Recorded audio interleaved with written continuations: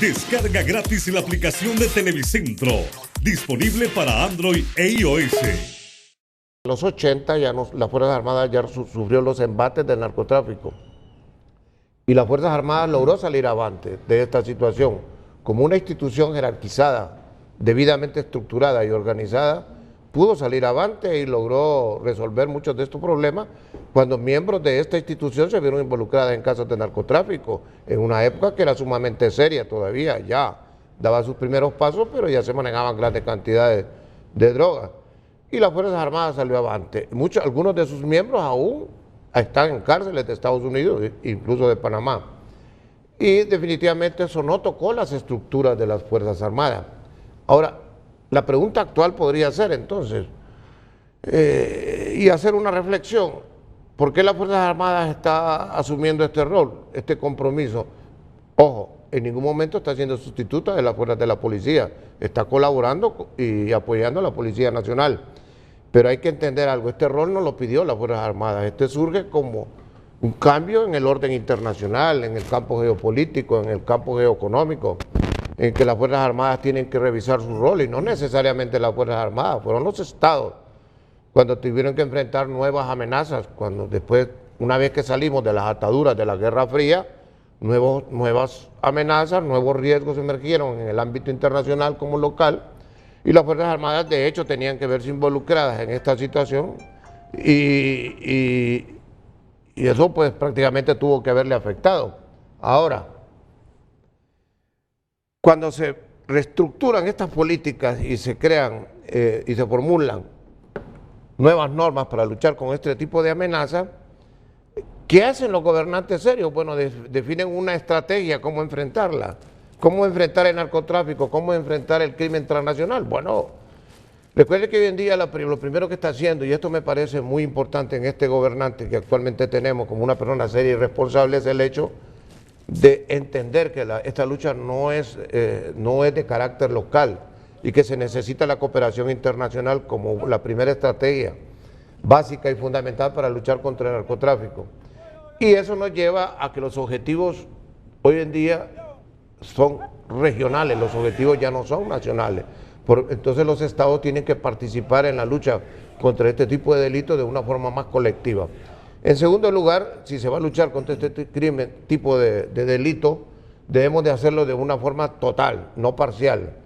Y en tercer lugar, ¿quién va a asumir el rol de represión de este tipo de delitos? Entonces, ¿qué hace un gobernante? Bueno, ¿con quién lo voy a hacer? Con las fuerzas de orden y justicia de nuestro país cuando todas están contaminadas.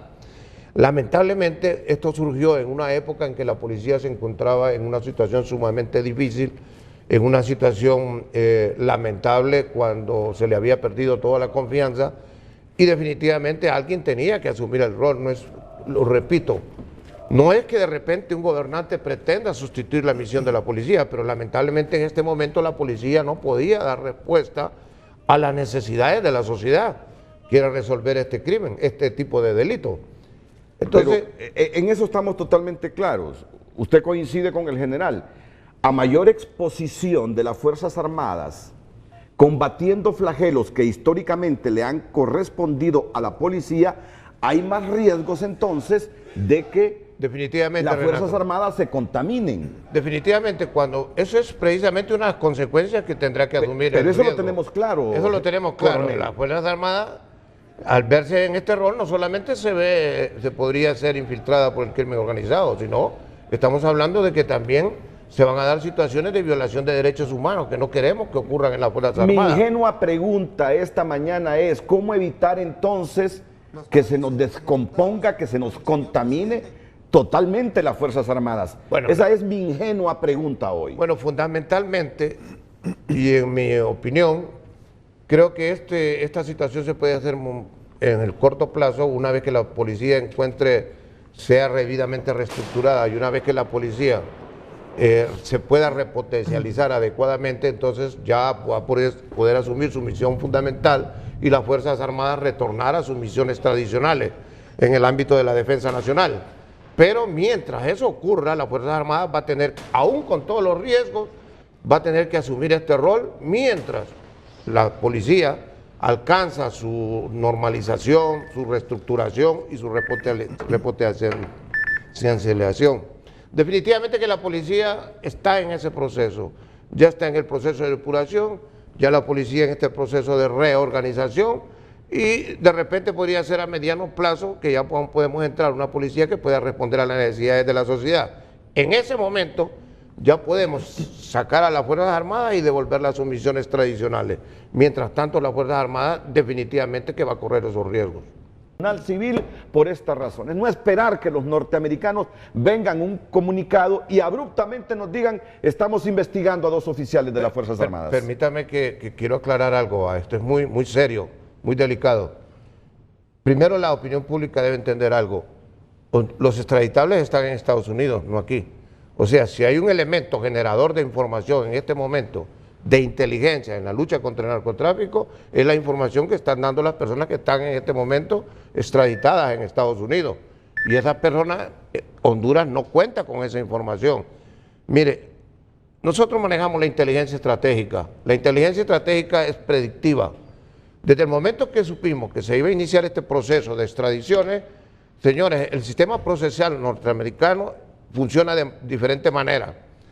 Y ustedes y la opinión pública lo conoce, la opinión internacional. Definitivamente que cada una de las personas que fueron llegando a los Estados Unidos iba a intercambiar información a cambio de su propia seguridad. Porque el contacto día a día con la población, con el combate de grupos de crimen organizado y delincuencia común, los hace más propensos. Y todavía estamos a tiempo, Renato, todavía estamos a tiempo. Debemos de entender eso, la temporalidad de las Fuerzas Armadas en labor de seguridad. Esto no puede ser permanente, si no correríamos el mismo riesgo. Y mientras dure este proceso, tener un ente que los evalúe y que los investigue a lo externo.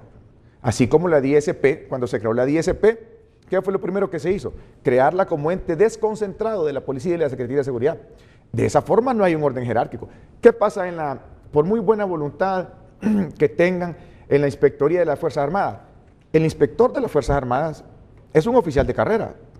Es un oficial superior de carrera que durante los 25 años que ha servido en la institución armada ha tenido compañeros de promoción, ha tenido amigos, ha trabajado, ha arriesgado la vida, le ha cuidado la espalda a su compañero, su compañero posiblemente le salvó la vida. Entonces es difícil que entre ellos mismos se investiguen y se puedan depurar.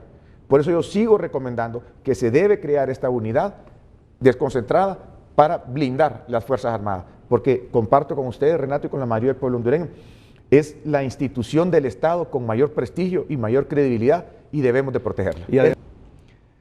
Las Fuerzas Armadas cayeron en una especie de politización en el gobierno del expresidente Zelaya.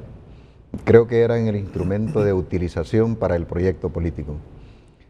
Y ahora están cayendo en una situación en la cual yo aconsejo al presidente de que marque un balance institucional.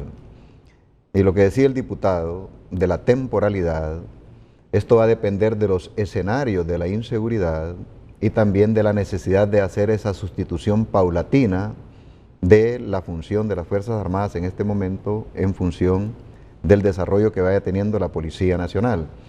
Ese desarrollo de la Policía Nacional debe de acelerarse y de hecho hay acciones que van en esa dirección. Estamos viendo mayores policías graduados, tanto de lo que se le llama la función de prevención como lo de investigación.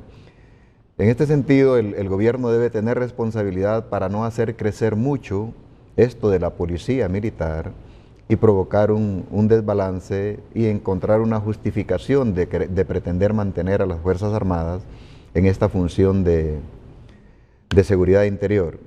Ese es el primer punto. El segundo punto es que los políticos de oposición, algunos manejan el término de militarización de la sociedad, militarización del Estado y la instrumentalización de las Fuerzas Armadas para propósitos políticos. Las Fuerzas Armadas no están en la función de seguridad interior con el propósito de hacer creer de que hay una militarización de la sociedad. Es una necesidad del momento. A ningún soldado, y a mí en lo particular, nos agrada de que nos saquen de nuestra misión constitucional de defender la patria, pero cuando hay una orden y cuando hay una necesidad de esa patria, simplemente decimos entendido y nos adaptamos a esos procesos, nos adaptamos en funciones legales, nos adaptamos en las cuestiones de la relación con la ciudadanía, con reglas para empeñarnos en esas situaciones. Y hay también un desarrollo de una doctrina básica para ese empeñamiento, e incluso en la policía militar ahorita hay una escuela de capacitación y de formación, digamos, ética, para que puedan participar en ello. Pero cuando el político habla de que ese sacrificio de las Fuerzas Armadas implica militarización de la sociedad, eso debe de ser rechazado y valorado por la sociedad. El soldado es un soldado, no está pretendiendo dominar a una sociedad, está pretendiendo liberarla de esa presión y de esa amenaza que usted mismo aquí comenta con cierta angustia de cómo está amenazada la sociedad.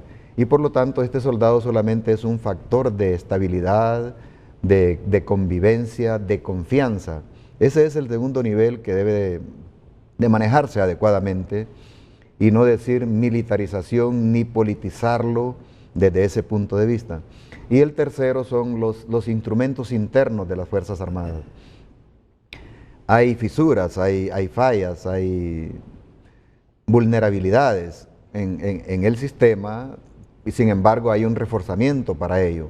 Esta misma policía militar está viviendo un proceso parecido al que se está siguiendo en la depuración de la Policía Nacional. Hay exámenes, hay controles, hay evaluaciones, hay todo un proceso para que sea policía militar, que es el cuerpo mayor que está ahorita empeñado en cuestiones de seguridad interior.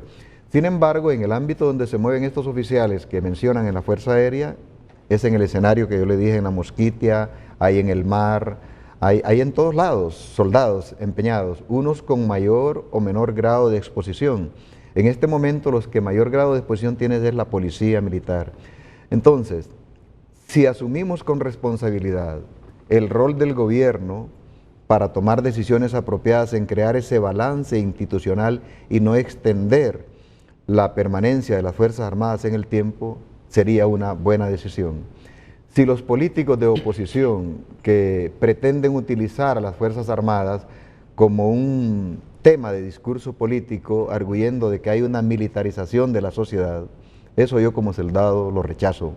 No debe de tomarse la presencia del soldado como que él o una voluntad política es de militarizar la sociedad. Yo le estoy entendiendo, me está diciendo, por favor, oposición, tienen que hacer una valoración correcta y no llevar agua a su molino con un criterio distorsionado de que se está militarizando la sociedad, porque es el Estado que le ha pedido a las Fuerzas Armadas que le ayude porque se creó un vacío con la policía corrupta. Eso es lo que usted me está diciendo, pero por otro lado me está diciendo también a los que nos gobiernan actualmente, para sus propósitos políticos no politicen las Fuerzas Armadas. Eso es lo que me está diciendo.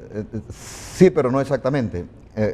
La politización significa el empleo inapropiado de los medios militares para sacar una ventaja política. En el 2009, hay que decirlo claro, antes del 2009, las Fuerzas Armadas recibieron en los oficiales un incremento del 100% de su sueldo y un oficial fue llamado por el presidente para que le acompañara, siendo en contra de la Constitución y en contra de la ley. El resto de los oficiales se sometieron a esa decisión política por continuar viviendo su profesión. Entonces hay que tener cuidado con respecto a las decisiones políticas. Y ahora lo que yo le observo a este gobierno, y lo digo con convicción de soldado, es que si hay una exposición prolongada de esta policía militar y de las Fuerzas Armadas, sin que se logre el balance institucional con la Policía Nacional, entonces se pudiera extender el riesgo de exposición y podemos evitarlo, porque esta Policía Nacional está creciendo, pero no debemos de hacer crecer en esa misma proporción tanto a la Policía Militar como al empeñamiento de las fuerzas militares.